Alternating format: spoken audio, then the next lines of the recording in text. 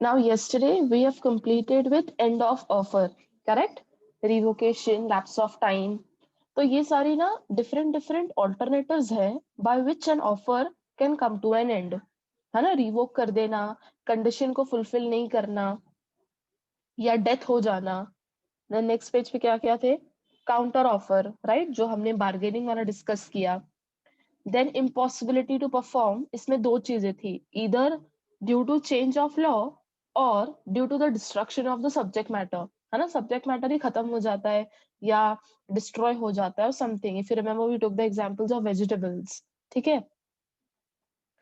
और नेक्स्ट क्या था लास्ट में? रिजेक्शन ऑफ ऑफर, मतलब आपने ऑफरी को पूछा that do you want to purchase my laptop and what did he say? No. तो यहाँ पर ऑफर एंड हो जाता है. ठीक है, ऑफर के बाद एक्सेप्टेंस आएगा ही नहीं if offer has been ended by any of these following 8 ways. ठीक है. नाउ ऑफर के बाद जो नेक्स्ट टर्म था जो हमने चार्ट में पढ़ा था, दैट इज एक्सेप्टेंस. तो क्या लिखा है heading? Acceptance of offer oblique proposal. तो ऑफर को प्रपोजल भी कहते हैं. ठीक है. Now one thing again I will repeat, acceptance कौन देता है? Acceptance is given by the offeree. Correct. Offeror क्या करेगा? ऑफरर प्रपोजल रखेगा या ऑफर देगा and offeree will accept the same. ठीक है, क्लियर है? नाउ देख लो meaning according to section 2B. Okay.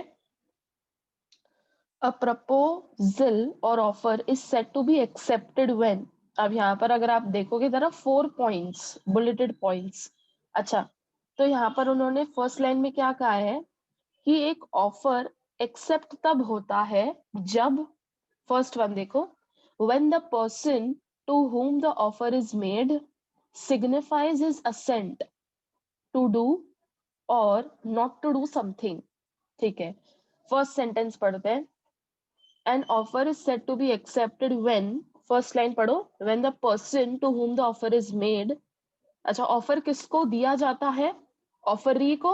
इसलिए ब्रैकेट में क्या लिखा है? Offeree. So who is the person to whom the offer is made? It is the offeree. ठीक है.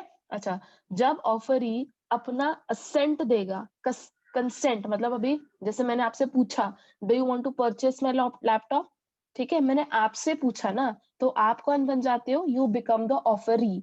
तो हमारा फर्स्ट पॉइंट सेटिस्फाई हो गया. ठीक है, so you become the offeree. अच्छा, जब आप हाँ बोलोगे that yes I want to purchase your laptop, तो आपने क्या दिया? You gave your consent. You showed me your willingness to purchase the laptop. Correct. तो सेकेंड वाला भी कंडीशन सेटिस्फाई हो गया कि आपने कहा that yes. So what have you given? You have given consent to the proposal. ठीक है. थर्ड पॉइंट, टू डू और not to do something. So जो थर्ड पॉइंट है और फोर्थ पॉइंट है, वील अंडरस्टैंड दिस टुगेदर. ठीक है.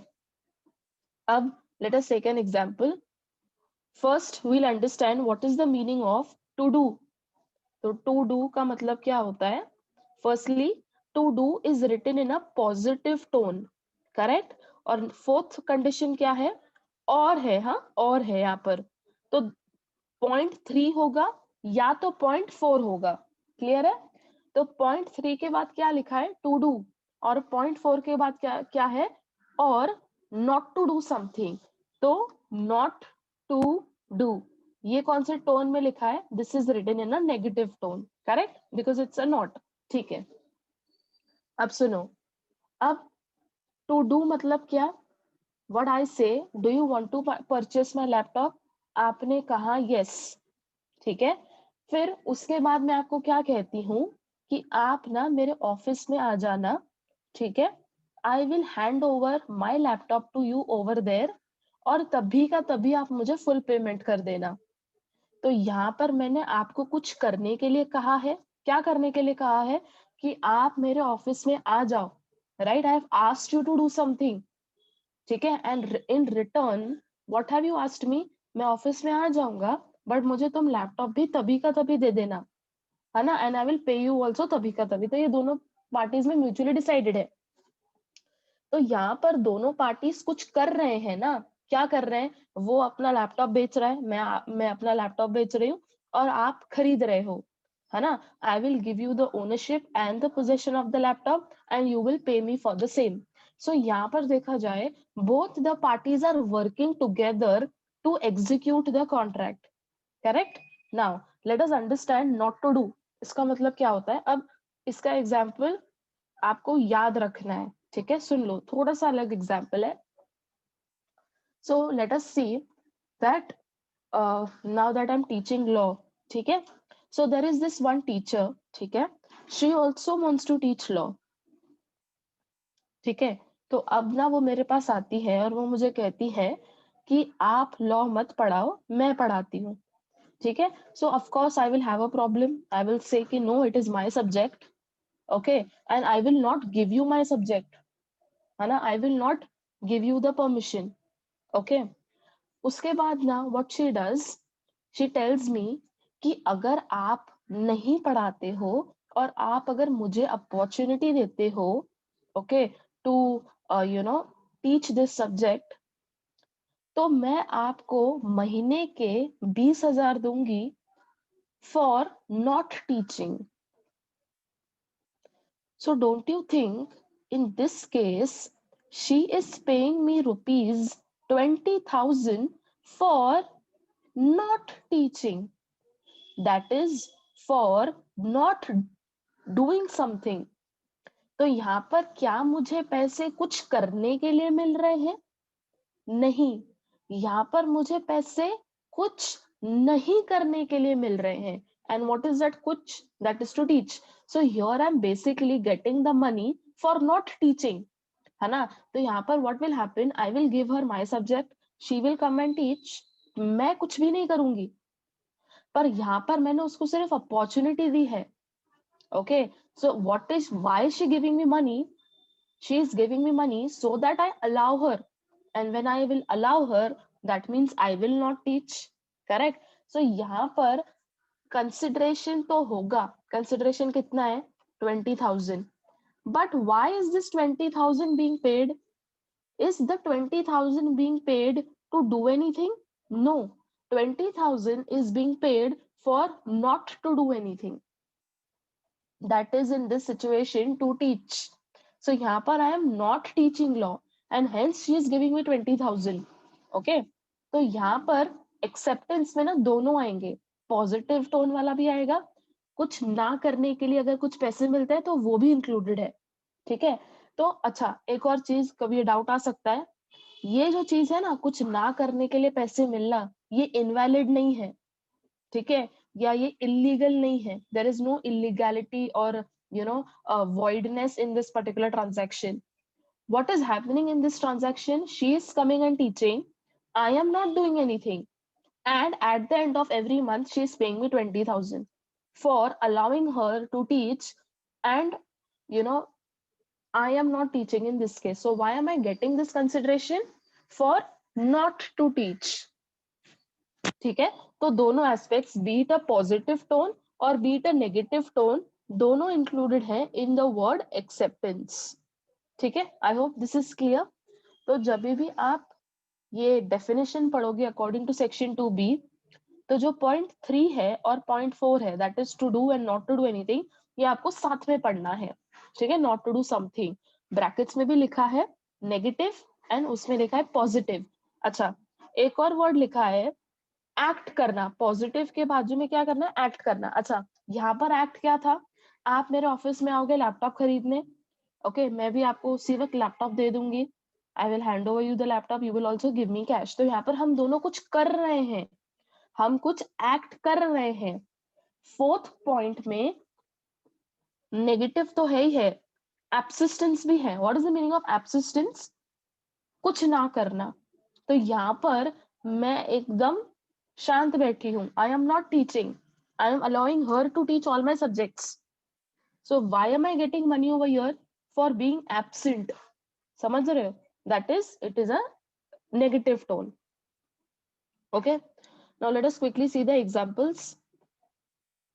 देखो एग्जाम्पल क्या है यहाँ पर, मिस्टर ए और मिस्टर बी का दिया है। मिस्टर ए मिस्टर बी को घर बेच रहा है और मिस्टर बी उसको 10 लाख रुपए दे रहा है। This is a proper transaction. ठीक है, यहाँ पर ए कौन होगा? A will be the offeror, B will be the offeree, correct. तो यहाँ पर पार्टीज डिसाइड हो गए। अच्छा, यहाँ पर सब्जेक्ट मैटर क्या है? हाउस, और कंसिडरेशन कितना है? 10 लाख रुपीज। ठीक है, तो this is the way you have to analyse the entire transaction, कि सारे एलिमेंट्स तो है ना, there are two parties, there is subject matter and there is consideration. ठीक है, लास्ट लाइन देखो क्या लिखा है। Here Mr. A offered to sell his house to Mr. B for rupees 10 lakhs and Mr. B accepted the offer. तो यहाँ पर basically आपको बता रहे हैं कि एक्सेप्टेंस मतलब क्या होता है। सो व्हेन आई विल से, or rather when you will say that yes you want to purchase my laptop, तो आपने क्या दिया है? आपने आपके तरफ से एक्सेप्टेंस दिया है। ठीक है, चलो now let us see essential elements of a valid acceptance. अच्छा, लास्ट लेक्चर में हमने क्या पढ़ा था? और आधा लास्ट टू लास्ट लेक्चर में हमने ऑफर के एसेंशियल एलिमेंट्स पकड़े थे, correct. Today what are we seeing? Today we are seeing the essential elements of acceptance. ठीक है, तो हमको ऑर्डर से जाना है।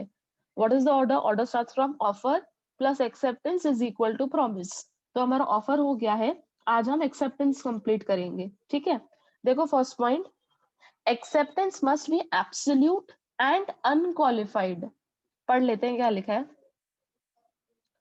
The acceptance to an offer must be complete, absolute and unconditional. That is, must not place any conditions on the offerer. इसको highlight कर लो। That is, it should not place any conditions on the offerer. Okay?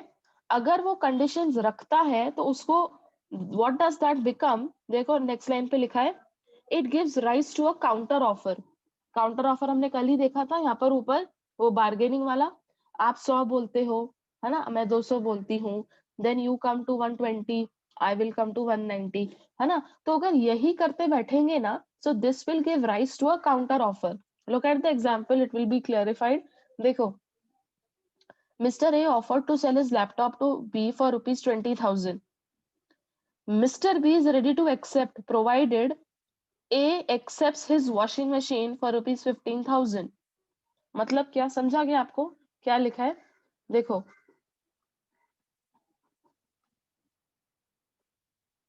ए यहाँ पर अपना laptop बेचना चाहता है B को कितने में? 20,000 में। ए यहाँ पर कौन बना है? ए इज द ऑफरर। ठीक है, मैं बहुत बेसिक बेसिक से जा रही हूँ। बी कौन है यहाँ पर? ही इज द ऑफरी, क्योंकि इसको ऑफर किया गया है, करेक्ट। तो ये बी कौन बन जाएगा? B will become the offeree. अच्छा, ए को क्या सेल करना है? A wants to sell his laptop to mister B for rupees how much? 20,000। Okay, यहाँ पर बी क्या देगा? अच्छा, ए ने क्या दिया है बी को? ए ने तो ऑफर दिया है, तो अभी बी क्या देगा इसको? एक्सेप्टेंस देगा। ठीक है, अब एक्सेप्टेंस कैसे दिया है?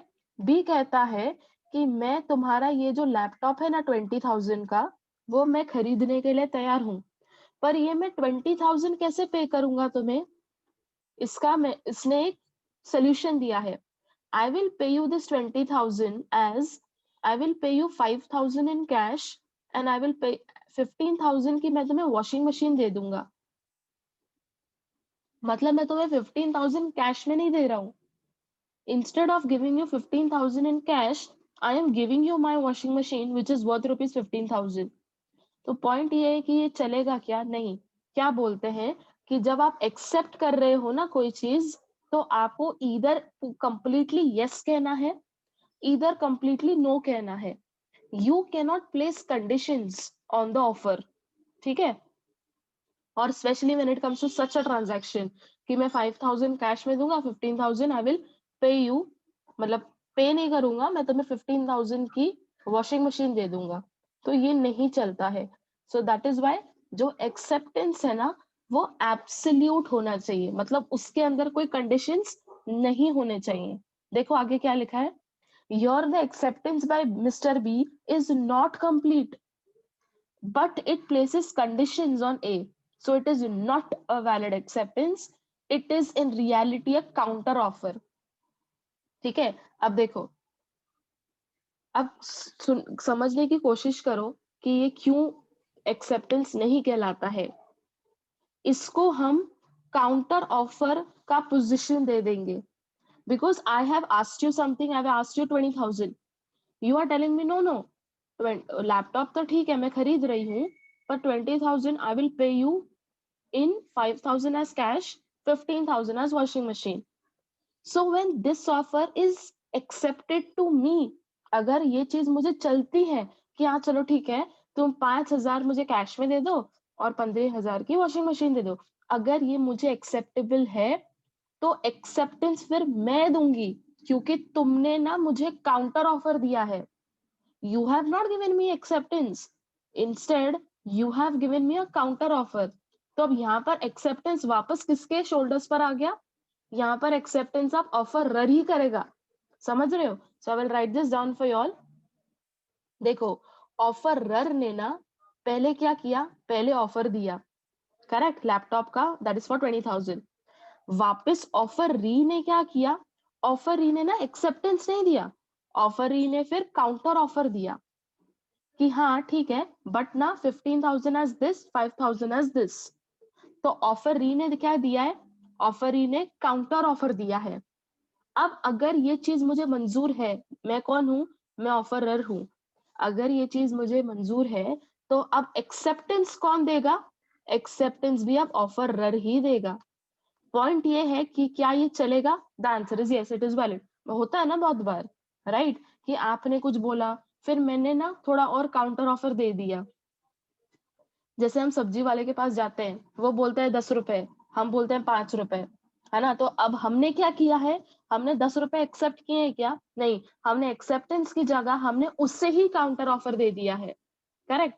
तो अब वो बोलेगा नहीं नहीं 9 रुपए, फिर हम आएंगे 6 रुपए, फिर वो बोलेगा ना तुम्हारी ना हमारी 7 रुपए डन करो, फिर मैं बोलती हूँ हाँ, ठीक है।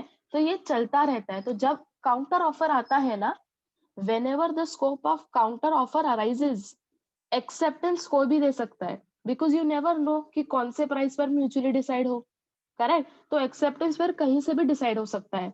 तो इसलिए ये लोग क्या बोलते हैं कि अगर आप यूजुअल केसेस में देखते हो, यूजुअल केसेस में ऑफरर ऑफर देगा और ऑफर री एक्सेप्ट करेगा, ठीक है। This is the usual case, this is a usual case जहां पर एक्सेप्टेंस इज एब्सोल्यूट। इसने बोला 20,000 इन कैश, इसने बोला ओके डन, तो इसने दिया ऑफर, इसने किया एक्सेप्ट, इसको कहते हैं एब्सोल्यूट एक्सेप्टेंस, मतलब इसने कोई कंडीशंस नहीं रखी हैं।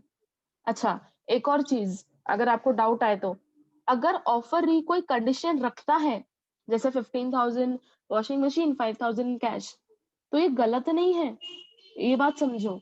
आई am not saying this is wrong या ये चलेगा नहीं, जस्ट दैट उस केसेस में हम इसे एक्सेप्टेंस नहीं कहेंगे, हम इसे काउंटर ऑफर दे देंगे कि इसने काउंटर ऑफर दिया है, ठीक है। Point is, if the offeree places conditions, it is not wrong, but just that it becomes a counter offer, okay. और फिर जो भी पार्टीज के म्यूचुअली डिसाइड होगा प्राइस, फिर वो सेट किया जाएगा, ठीक है। सो पॉइंट ओवर यहाँ पर क्या है कि कंडीशंस प्लेस करना is not a wrong thing, just that अगर कंडीशंस प्लेस करते हो तो हम इसे एक्सेप्टेंस नहीं कहेंगे, हम इसे बस काउंटर ऑफर कह देंगे, ठीक है। और काउंटर ऑफर में वापस फिर ऑफर भी काउंटर ऑफर देगा, फिर ये चलता रहेगा चलता रहेगा, फिर जो प्राइस म्यूचुअली डिसाइड होती है, ठीक है, उस पर एक्सेप्टेंस दे देंगे, ठीक है। सो जस्ट अंडरस्टैंड कि पॉइंट 1 का जो हेडिंग क्या है, पॉइंट 1 का वापस से हेडिंग पढ़ो। पॉइंट 1 का हेडिंग है एक्सेप्टेंस मस्ट बी एब्सोल्यूट, है ना? तो ये यहाँ पर ऐसे क्यों कह रहे हैं कि यूजुअली तो एब्सोल्यूट ही होता है, पर अगर ऑफर री ने कोई कंडीशंस प्लेस किए हैं तो वो गलत नहीं है, just that you will not call that as acceptance, but rather you will call that as a counter offer, ठीक है। So this is point number 1। Next point देखो, acceptance must be communicated to the offerer. Now this is something which is very illogical according to me. अब सुनो, मैंने आपसे कहा will you purchase my laptop, आप मन ही मन में कहते हो यस, पर आपने मुझे कभी बताया ही नहीं, समझ रहे हो? So somewhere within you want to purchase my laptop and it is a yes, but you are not telling me only. तो सब हेडिंग क्या लिखा है, अगर तुम एक्सेप्ट कर रहे हो ना तो कम्युनिकेट करो ऑफरर को, right, do not keep it to yourself, in short. ठीक है, क्या लिखा है, acceptance should always be communicated in order to be complete. Example देखो, mister A received an offer, Mr. A received an offer from Mr. B. He accepted the offer but did not communicate to Mr. B. मतलब उसने मन ही मन में कह दिया कि मेरी तरफ से हाँ है, पर कभी एक्सप्रेस ही नहीं किया। ठीक है, so A received an offer, ठीक है, he accepted the offer but did not communicate, later forgot about it. बताओ, later forgot about it. So in this case there is no contract because acceptance was not communicate. तो जब तक acceptance ही नहीं दिया जाएगा तो प्रपोज, तो promise कैसे बनेगा, कंसिडरेशन कैसे आएगा, अग्रीमेंट कैसे बनेगा, कॉन्ट्रैक्ट कैसे बनेगा। ठीक है, तो अगर आप एक्सेप्ट कर रहे हो तो बस उसे कम्युनिकेट कर लो, मन ही मन में हाँ रह के कुछ मतलब नहीं रहता है, यू हैव टू से यस, करेक्ट। ठीक है, और यहाँ पर ऊपर से क्या लिखा है, later forgot about it. Okay, चलो पॉइंट नंबर 3 देखो, acceptance must be made in a proper and prescribed mode and manner. अच्छा, ये बात हमने कल भी डिस्कस की थी, तो अगर मैं आपको वापस से सेम एग्जांपल देती हूँ, मैंने आपको कहा कि क्या आप मेरा लैपटॉप खरीदोगे, अगर आपके तरफ से हाँ है तो आप मुझे मेल करना, मुझे व्हाट्सएप या मुझे कॉल मत करना। तो यहाँ पर I have prescribed the mode, right, what is the mode, the mode is a email, you can not call me, you can not WhatsApp me. तो यहाँ पर मैंने आपको स्पेसिफाई कर लिया है, करेक्ट। तो अगर आपको अब हाँ कहना है तो you only have to mail me, if you call me and if you tell me I will not accept. ठीक है, तो देखो क्या लिखा है, if the offeror has communicated the mode, है ना, ऑफरर ने कह दिया कि मुझे मेल ही करना, so यहाँ पर offerer has communicated the mode in which he would like the offeree to communicate his acceptance, then it is important that offeree do so.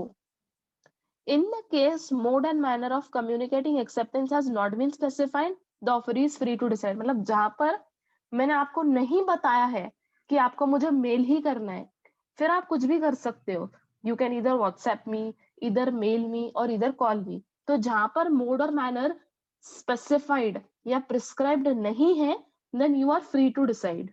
ठीक है, you are free to decide कि आपको किस manner में करना है। ठीक है,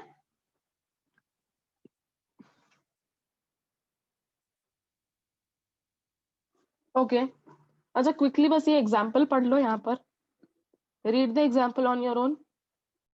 So in the example, the prescribed mode is telegram, but in reality, the offeree sends a letter. Okay, so hence जो acceptance होता है, that is not binding, क्योंकि यहाँ पर उसने mode specify किया था, specify करने के बाद भी he did not send a telegram, he did not send a telegram, hence acceptance is not binding. ठीक है, चलो नेक्स्ट पॉइंट देखो, आई होप आपको ये सारे पॉइंट्स इजी इजी लगते हो, जिस सब हेडिंग भी अगर आप कर लेते हो so it is easy to understand. ठीक है, नेक्स्ट पॉइंट देखो, acceptance must be given within a prescribed time. इसमें भी दो चीजें होंगी, अगर मैं आपको कहती हूँ कि मुझे 3 दिन के अंदर बताना आपकी तरफ से हाँ है या ना है, तो यहाँ पर मैंने टाइम फिक्स कर लिया, right, so you have to tell me whether it's a yes or no within 3 days, right?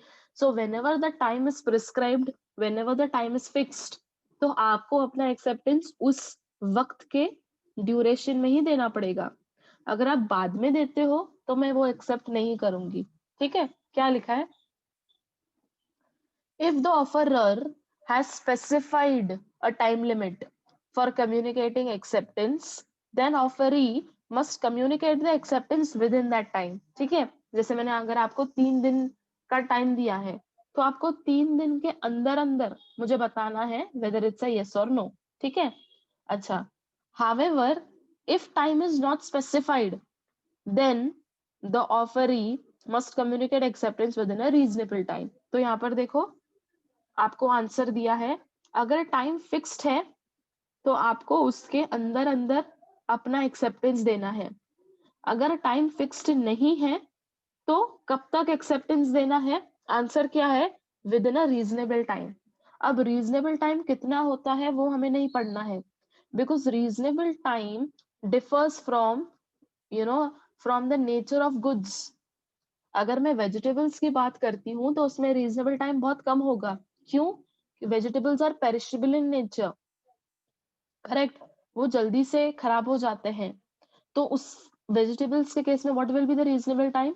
1 day, 2 day, 3 days at a max.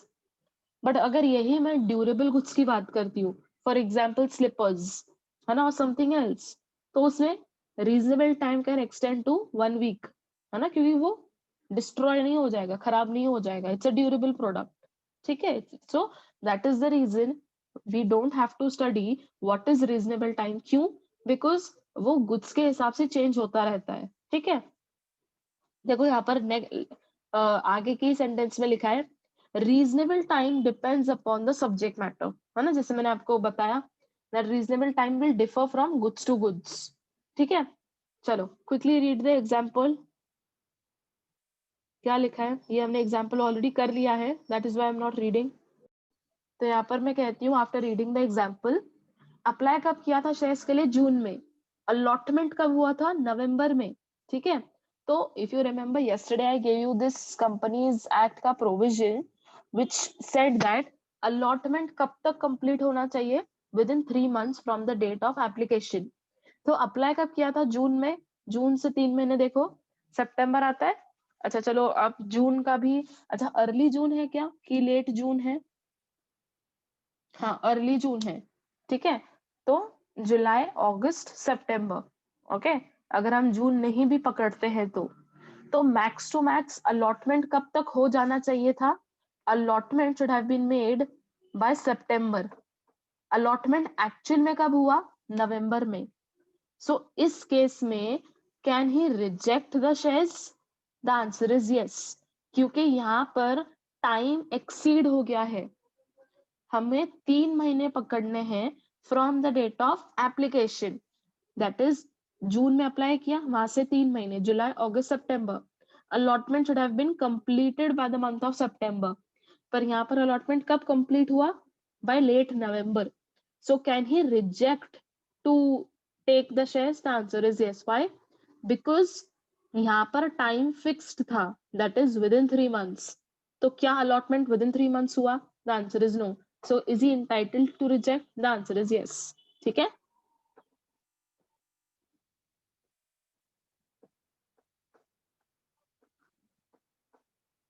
Okay, now last point देखो अब।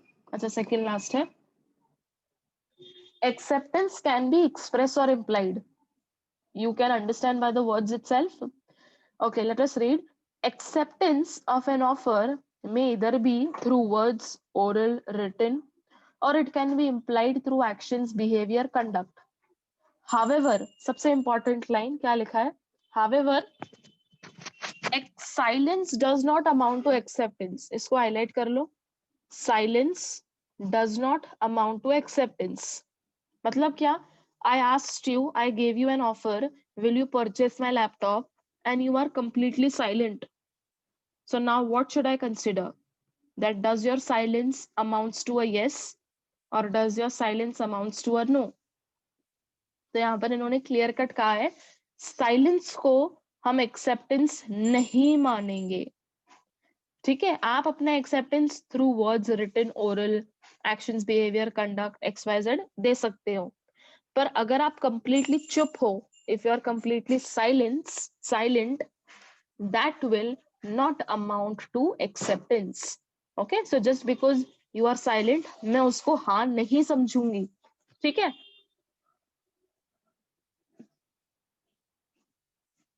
ओके, ये आपको समझा यहाँ तक? अब यहाँ पर नेक्स्ट पॉइंट है, यहाँ से पढ़ो हावेवर। ठीक है, I will read and then I will explain. Okay, but साथ साथ में पढ़ो।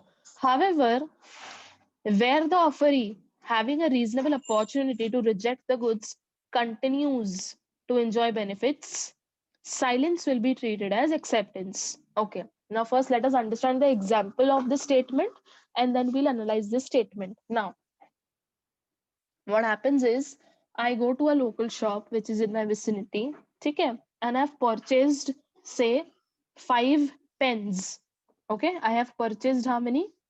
I have purchased 5 pens, but और मैंने चलो इसके लिए पे भी कर लिया है, आई हैव पेड ऑल्सो, ठीक है, पे भी कंप्लीट हो, पेमेंट भी कंप्लीट हो चुका है. But at the time I'm purchasing these 5 pens, what do I tell the shopkeeper? I tell him that I will go home, I will show to this person. Okay, if he likes it, I will keep it. If he does not like it, I will return you by tonight. ठीक है. अच्छा, अब don't you think कि अगर मैं रात तक उनके पास वापस रिटर्न करने के लिए नहीं जाती हूँ, तो यहाँ पर what am I doing? I am enjoying the benefits of the goods. That is, I'm keeping the goods. I'm keeping the pens with myself, right? So यहाँ पर I have a reasonable opportunity to reject. I have a reasonable opportunity to reject the goods by tonight. But instead of rejecting, I am enjoying the benefits. That is, I'm keeping the pens with myself. अच्छा, तो यहाँ पर मैं silent हूँ, correct? यहाँ पर मैंने pens अपने पास ही रखे हैं. And I am not calling the shopkeeper to tell him that I have accepted the pens. I am not calling him. I am not expressing him. So यहाँ पर I am silent. But along, तो यहाँ पर I will write down I am silent. But point is, along with being silent, plus I have a reasonable opportunity to reject, yet I enjoy the benefits. So in this case, it will amount to acceptance. क्यों? यहाँ पर मुझे pens reject करने की opportunity है, but फिर भी मैं क्या कर रही हूँ? मैं उसके बेनिफिट्स को एंजॉय कर रही हूँ. ठीक है, अगर ये मैं करती हूँ और उसके साथ साथ if I am silent, then this will amount to acceptance. ठीक है, सो आई विल जस्ट एक समरी बना लेते हैं इस चीज की. So in short, there are 2 points. Just note down these.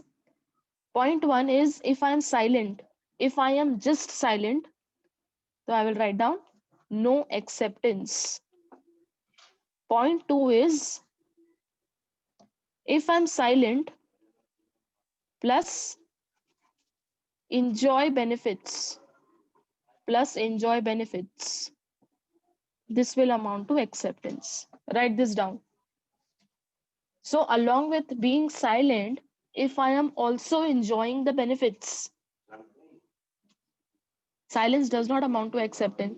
मैंने बताया ना आपको, अगर मैं आपको एक ऑफर देती हूँ that will you purchase my laptop, you are silent, you do not say a yes, you do not say a no, you are completely silent.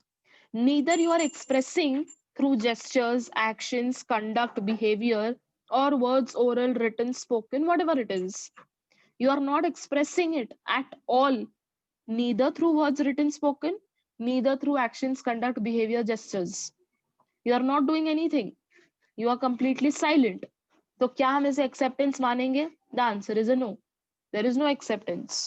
ठीक है? तो just because आप चुप हो, तो आप I will not take advantage of you being silent. कि हाँ, मैं ऐसा नहीं सोचूंगी कि यार आपने तो मना भी नहीं किया, तो शायद से फिर आपको तो मेरा प्रोडक्ट खरीदना है. I cannot think this. Just because you're silent, I cannot take advantage of your silence. That is the reason they have clear cut written down कि silent अगर कोई है तो उसे हम acceptance नहीं समझ सकते हैं. ठीक है, और silent मतलब क्या? Not expressing it through word, written, spoken, or through gestures, conduct, behavior. ठीक है, समझा है सबको ये दोनों चीजें?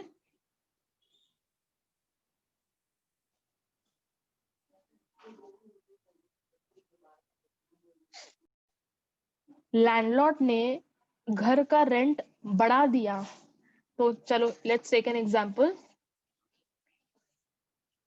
10,000 से 12,000 कर लिया. एक टेनेंट को उसने एक नोटिस भेज दिया कि अगले महीने से घर का रेंट 10,000 नहीं 12,000 होगा. ठीक है, तो डोंट यू थिंक अगर टेनेंट को इस चीज से कोई प्रॉब्लम होती तो वो बोलता कि नहीं नहीं मेरे पास इतने पैसे नहीं है, please keep it to 10,000 only, या वो ऐसे करता कि वो घर को वेकेट कर लेता, निकल जाता वो घर से। पर क्या उसने कुछ ऐसा किया? नहीं। Instead what he did, what I am actually trying to make you understand, instead what he did, he continued to occupy the house. तो उसने घर नहीं छोड़ा, he continued to live over there.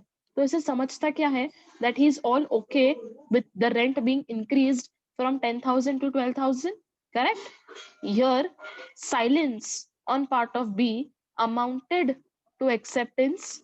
Okay, अच्छा यहाँ पर अगेन हमारा definition का जो सेंटेंस है, कंटिन्यूड टू इंजॉय बेनिफिट्स, क्या ये अप्लाई हो रहा है? The answer is yes.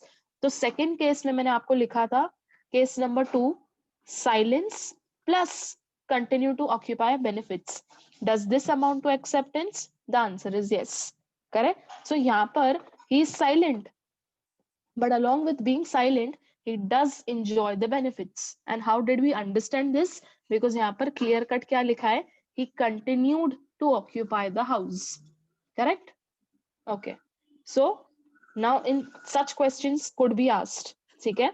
तो you have to understand that from which phrase it is reflecting that he continued to enjoy benefits. If there is such phrase जैसे यहाँ पर लिखा है exactly word continued only is written, so this is a direct indication that he continues to occupy the house. That means he continues to enjoy the benefits. So whenever benefits are being enjoyed, there is acceptance. Okay. Then in such cases, rather, silence will amount to acceptance. In short, okay. Where there is pure acceptance, sorry, when there is pure silence, there is no acceptance. But when there is silence plus benefits, that will amount to acceptance. ठीक है? किसी को confusion हो रहा है तो मैं एक वापस से लिख लेती हूँ। जहां पर सिर्फ साइलेंस है इसे हम एक्सेप्टेंस नहीं मानेंगे, नो एक्सेप्टेंस। जहां पर साइलेंस के साथ साथ बेनिफिट्स भी हैं उसे हम एक्सेप्टेंस मानेंगे, ठीक है? एकदम शॉर्ट में लिखा है मैंने। और बेनिफिट्स का मतलब क्या? जो आप कर रहे हो उसे कंटिन्यू करना। जैसे मैं पेन्स लेके आई, मैंने अपने घर में रखे, मैं उसको यूज कर रही हूँ, तो यहाँ पर मैं पेन्स खरीदने का बेनिफिट एंजॉय कर रही हूँ, right? I am actually using them. जैसे यहाँ पर उसने घर ऑक्यूपाई किया, उसने घर को छोड़ा नहीं, he continued to live over there, so that means he enjoyed the benefits of having a house, correct? So that will amount to acceptance. Okay. Okay, your maths lecture will exactly start at 10 क्या?